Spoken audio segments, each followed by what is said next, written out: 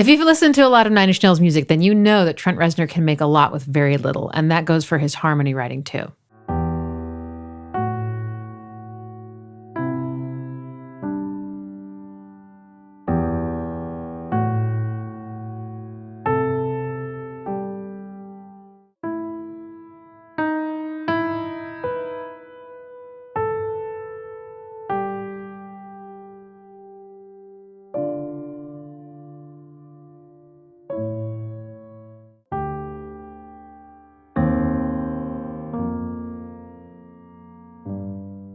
Trent Reznor, the composer, my favorite topic. Many of you know that my first video was an analysis of The Frail, which is a very sparsely composed piano solo. And I was just really curious why something that was so sparse could evoke so much, how it could paint seemingly a full picture musically. There is something that happens when you expect something to be there and there's nothing there, or when two notes are so far apart that you feel there's space. I think it can really enhance the emotions that are being expressed or that you're interpreting from the music. And this goes way beyond The Frail. This is something that I hear in a lot of his compositions and his collaborations. And I think some of the time what's going on is what I would call implied harmony. There are implied chords. It's basically when you don't have all the pieces of the chord. Some of them are missing. A chord is 3 or more notes, and the most basic chord in Western music is a triad. It's a 3-note chord, and it has 3 parts to it: the root, the third, and the fifth. That's C major. Let me play that a little higher.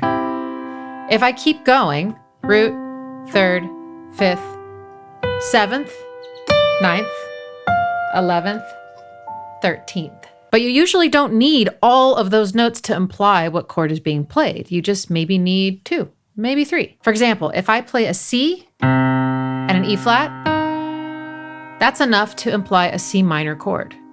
Root, third, don't have the 5th, but it's kind of implied. If I play a C, an E flat, and a D, that's enough to imply a C minor add 9.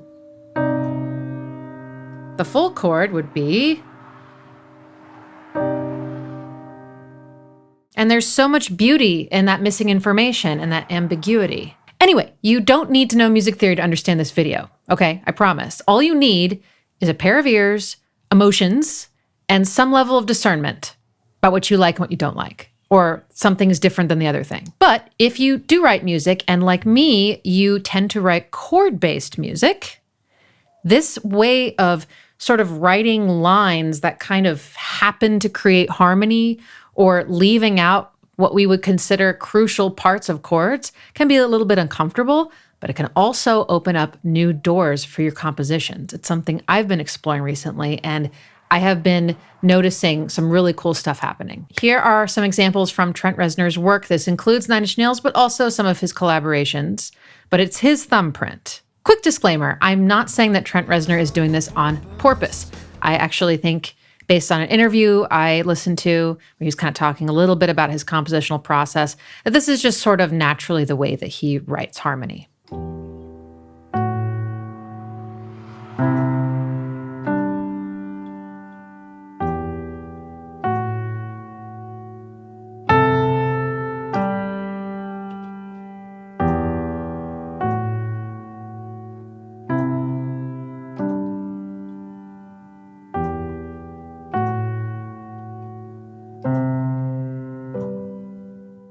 How great is that? I'll tell you exactly how great that is. It's very great. If you don't recognize that, then get out of here. I'm kidding. So this E and G implies an E minor triad. Hear that? They fit. Then we get this. There's a few different ways to interpret this. You could interpret this as like that chord, or we'll put it all together at the end. You can decide. But it's just a descending line. This harmony kind of comes together there. Then you get da. All right, we got another one of these big spread out thirds, which is a tenth. This is implying C major. Okay. Then we get these two notes. And this implies some kind of G chord. We have the root and the fifth, but no third. Probably G major. So if we fill in the blanks, we get something like this. Crunchy. Maybe that. Then we'd get... Wow, that sounds really different, doesn't it? Definitely Trent Reznor's version is better. No doubt about it. I did a whole video on this song, by the way, a couple years back. So if you want to dig deeper, check that out. There's a bubble floating above my head. You can click on that. But wait, don't do it yet. Wait, I got more songs. Can you just stay? Okay, thanks. Another example is Ghosts 34, Roman numeral of some type.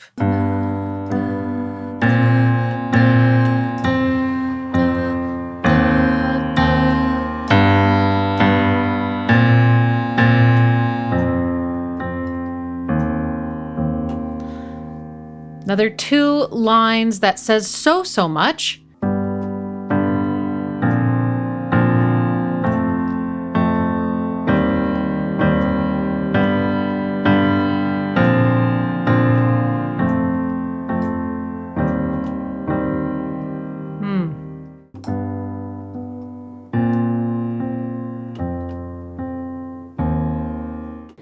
We got the third of this chord. Then we got the ninth of this chord. He loves those intervals, and so do I. That's how I interpret it. See how different this sounds? Versus both amazing, very different. Let's try it a little higher.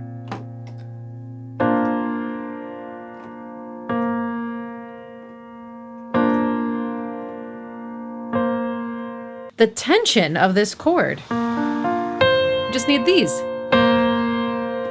right? Then we get these two, right? Which is kind of like in Everyday Exactly the Same when there was that open fifth, missing the third. So you're not getting that like super emotional gooey part of the chord. And you get this, which I think implies this chord. Okay, one more Nine Inch Nails example, and then I got a couple other collabs. So another version of The Truth has sometimes full chords, but sometimes a lot of sparseness. So this one goes...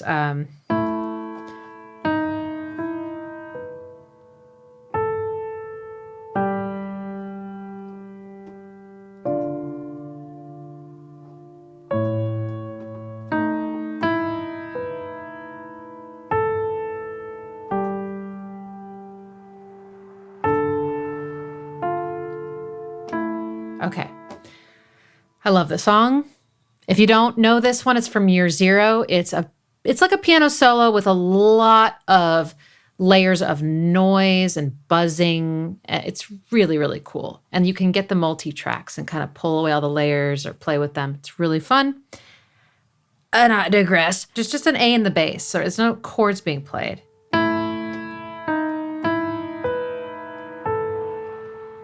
Now, I think this kind of implies this.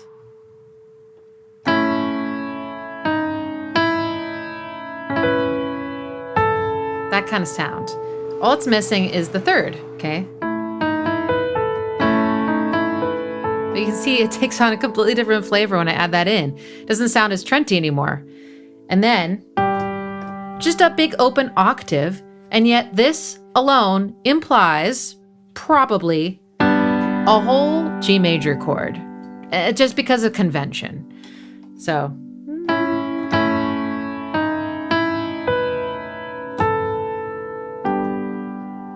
right? Sounds right, doesn't it?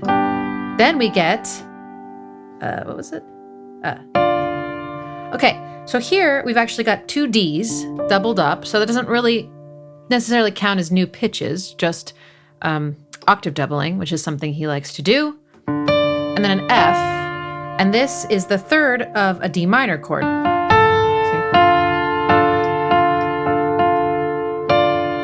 Okay, so that implies that chord pretty clearly. It changes to the key of G instead of the key of A, and we get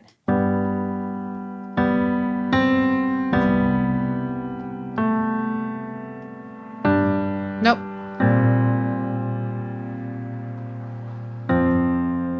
Approximately. So there are some actual chords in here. It's this is one of those implied G major chords. We don't have the fifth. See?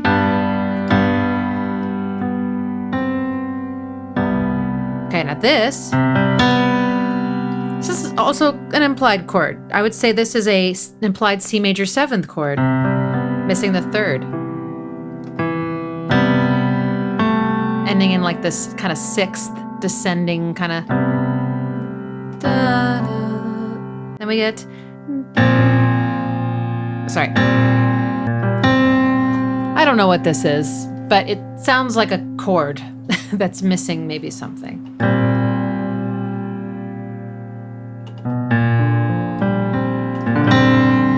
Like maybe it's a B flat chord that's just kind of has a sixth and a ninth. Then it goes to this like very open F chord without the third. But the A, the major, is implied. So if we extrapolate, we would get something like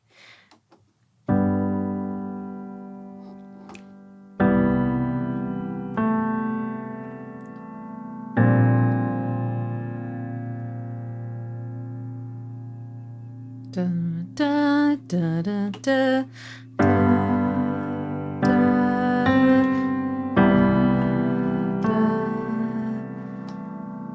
Da, da, da, da, da, da, da, da.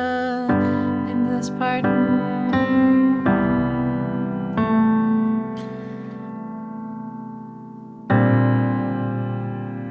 Then. If you've had the thought during this video, ooh, some of this kind of reminds me of A Warm Place, there's a reason for that. A lot of his harmony is implied seventh, sixth, and ninth chords. Not always, but there's enough of that in there. That's kind of what's going on with A Warm Place. You get these seventh chords, and it's very Satie and Debussy-like. It has this French impressionist sound to it. So if you flesh out Trent Reznor's harmony, I think you'd find a lot of it would sound like that. A lot of it would also sound like grunge, honestly, because grunge has a lot of mode mixture, and he does a lot of that stuff too. Like, for example, Every Day is Exactly the Same. Wow, I almost couldn't pronounce that.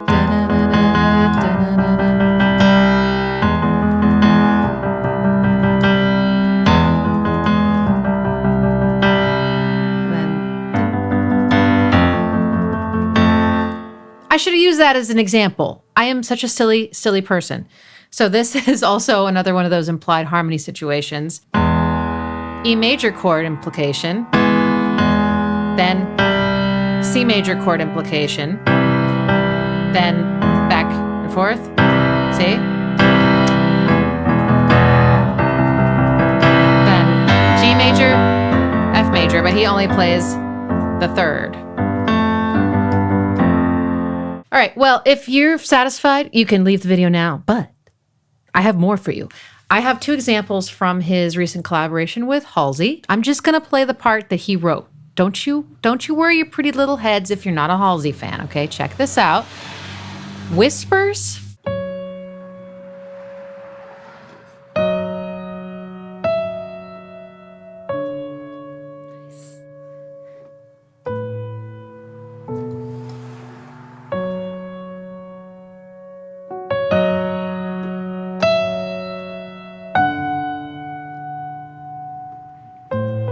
Sorry.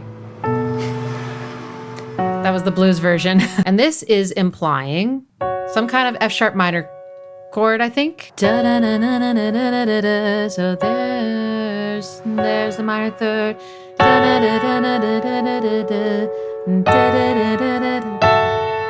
And then there's like this ascending line that you can interpret all sorts of ways, like to a sixth chord, to a seventh chord. It works really nicely. Then we get My favorite, the flat 6. In this case, it's a D major 7th chord. Da, then, sorry, A major add 9 sound, except in the original, it's just this 9th again, right? Then it's sort of an ambiguous B chord. I don't know. Could be that. Could be that.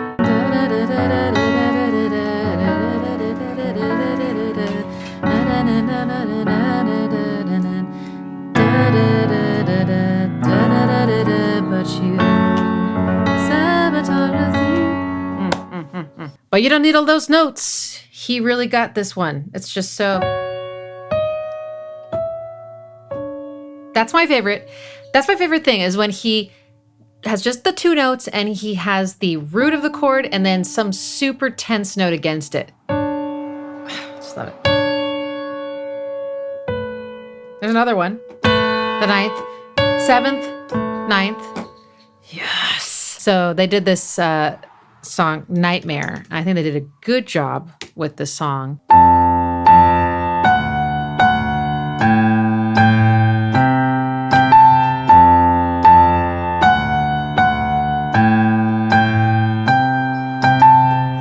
Very spread out, but let's collapse it a bit. I'm going to bring down the melody to here, and I'm going to bring the bass line up to here.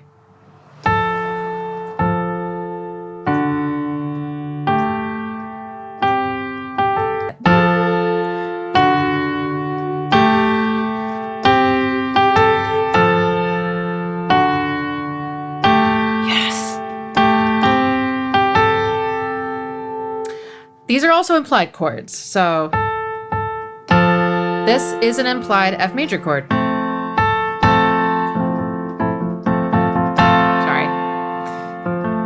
We got the root, we got the 3rd. That's all we need. Then we get, and do you hear there's sort of like a parallel kind of motion there? Like they move by the same amount? It's because it does. Then this D and F sharp implies a D major chord. So we'd have, then we get an A with a B, no, G, sorry, G. So that just implies some kind of A chord with a 7th on it. There's so many options. It could be this or this. I think it's probably this. We could also just leave it ambiguous. We could be like this. That's probably how I would voice it if I fleshed it out. I'd leave the 3rd out completely, because so you get then you get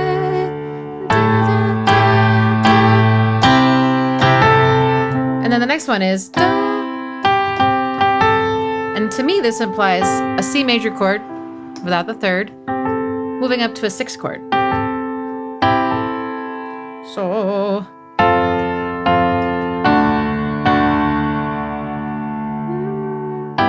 nope.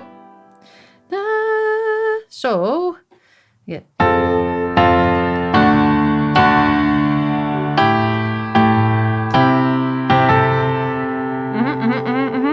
Yeah, yeah.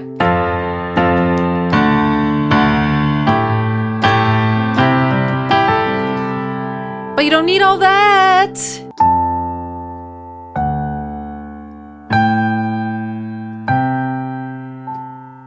Now I'm going to just go ahead and take some chord progressions and do this to them.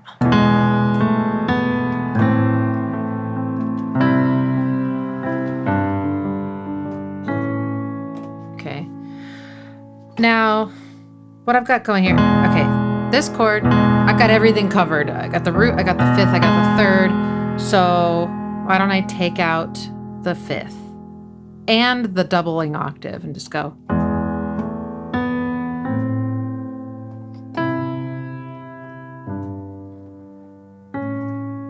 Okay, so all I really did is I just didn't use any of these fingers and just kept the bass note going.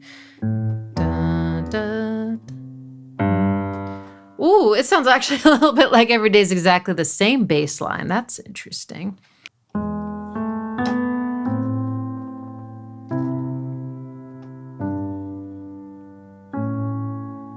I mean, yeah, it communicates. Dude, I would never have done that. Never have done that if I had studied Nine Inch Nails music. I would have thought, this is too simple, right? It's too empty. It sounds so empty. It's missing something. And it's like, well, that is the point, my dear. Thank you so much for watching. If you want to see more videos like this, like, why does Trent Reznor sound like Trent Reznor? I have a lot of other ideas that I've collected over the years. Sometimes this stuff is a lot to juggle. So if you would like to help support my channel and help support my sanity and peace of mind, you can join my Patreon if you have the means. If not, you can like, subscribe, turn on the notification bell, and comment and share, and also do a little dance.